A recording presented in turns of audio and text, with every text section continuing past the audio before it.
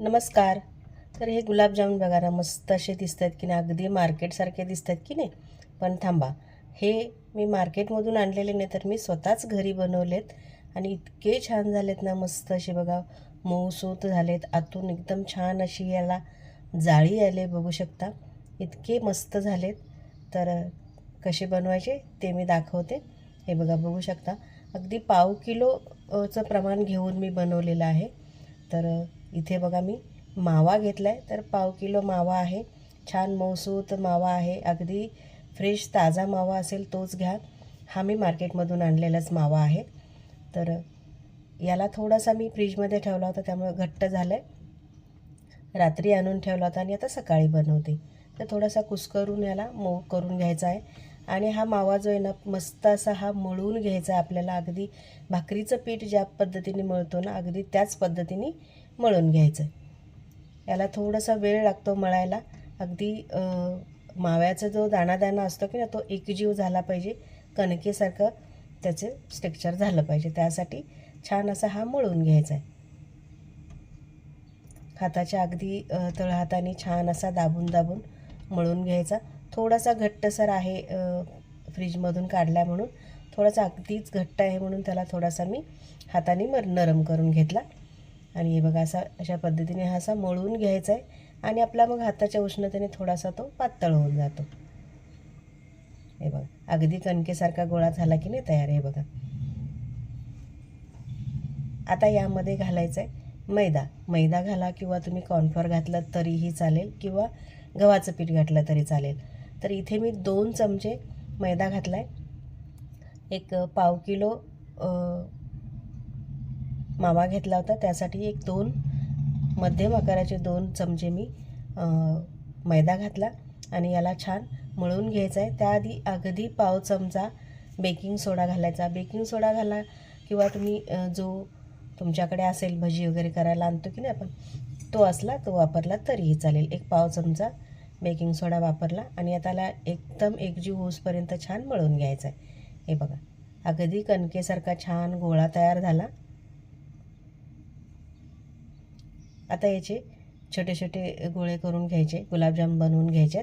आता याला तुम्ही किती आकाराचे बनवाल तसे, पण शक्यतो लहान लहान बनवा, कारण तळून फार मोठे होतात. पुढे मी दाखवेनच तुम्हाला तळल्यानंतर किती मोठे होतात ते. अगदी छोटा लिंबूचा आकार असतो, अशा पद्धतीने मध्यम आकाराचे हे मी सगळे गोळे बनवून घेतले. थोडंसं गोल करत असताना हाताचा दोन्ही हाताचा दाब देऊन मळायचं, म्हणजे मध्ये अजिबात फाटला नाही पाहिजे, का चीर गेलेली नसेल, अशा पद्धतीने हे करून घ्यायचे. आहे बघा, बघू शकता. हे सगळे मी करून घेतले, असे गोल अगदी छान, असे अजिबात चिरलेले नाहीत. अशा पद्धतीने मऊसूत मळून घेतले की अजिबात चिरत नाहीत. आता हे करून घेतले. आता आपल्याला सगळ्यात आधी तर पाक बनवून घ्यायचा आहे. तर इथे 2 वाट्या साखर घेतली, तर 2 वाट्या पाणी घ्यायचं. प्रमाण असं ठेवा, पाव किलो जर तुम्ही माव्याचे गुलाबजामुन करणार असाल तर एक अर्धा ते 600 ग्राम साखर लागते, किंवा मग वाटीचं प्रमाण घ्याल तर 2 वाटी साखर आणि 2 वाटी पाणी असं प्रमाण घ्यायचं. आणि याला साखर पूर्ण विरघळून घ्यायची. आपल्याला एक तारी असा पाक करायचा नाही, फक्त चिकटसर असा हा पाक झाला पाहिजे, इतपतच आपल्याला हे उकळून घ्यायचं. बरं, याला सळसळ उकळी यायला पाहिजे. हे बघा, बघू शकता. अशा पद्धतीने ही उकळी आली, एक 2-3 मिनिट थांबायचं. थोडंसं हाताने बघायचं, चिकटसर झालं पाहिजे. उकळी आल्यानंतर एक 2 ते 3 मिनिट तसाच उकळू द्यायचा. हाताने पटकन लगेच तुम्ही हात लावू नका. खूप गरम असतं, हाताला भाजण्याची शक्यता असते. तेव्हा थोडंसं वरती गेल्यानंतर कलथा थोडासा फुंकून घ्यायचा आणि मग हात लावायचा. आता चिकटसर झालेला आहे, तर याच्यामध्ये वेलची पावडर घालायची. याच्यामध्ये तुम्ही केशरही घालू शकता. आत्ता माझ्याकडे नाही, ते मी घातलेलं नाही. फक्त वेलची पावडर घातली, एक अर्धा चमचा. पुन्हा छान ढवळून घेतलं आणि हा आता बाजूला ठेवून द्यायचा. आपल्याला आत्ता इतक्यात त्याला गरम करायचा नाही.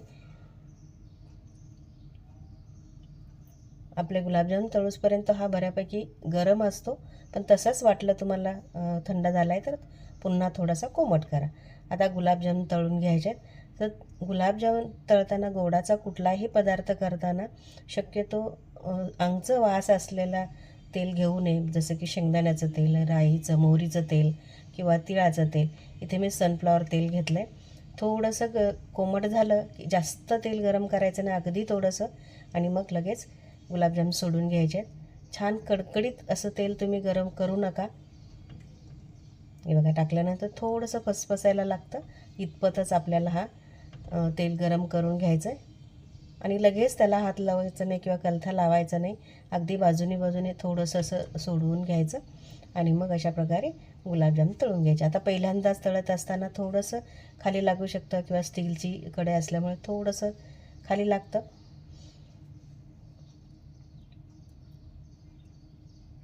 आणि एकदम मंद आचेवर हे गुलाबजाम छान लालसर होईपर्यंत तळून घ्यायचे.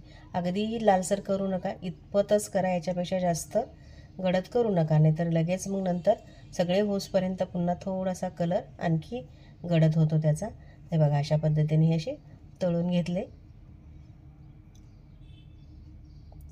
आणि थोडे 4-4, 5-5 असेच करून घ्या. एकदम सगळे टाकू नका, कारण ते एकमेकाला चिटकले जातात. हे बघा, मस्त सगळं एकसंध असा कलर आला. दुसरी पण बॅच मी अशीच तळून घेतली. म्हणजे मला 5-5, 6-6 मी एका वेळेला तळे, तर 2 ते 3 वेळेला मला तळावं लागले. आता तुम्ही बघू शकता, हे बघा, तळायच्या आधीचा बघा आणि तळल्यानंतरचा गुलाबजाम बघा एवढा होतो. त्यामुळे तुम्ही गोळे कसे घेता त्याच्यावर आहे. तर आता तुम्ही बघू शकता, जसा गोळा असेल त्याच्यापेक्षा डबल फुलतो. आणि बघा, हे सगळे एकसारखे मी हे सगळे गुलाबजामुन तळून घेतले.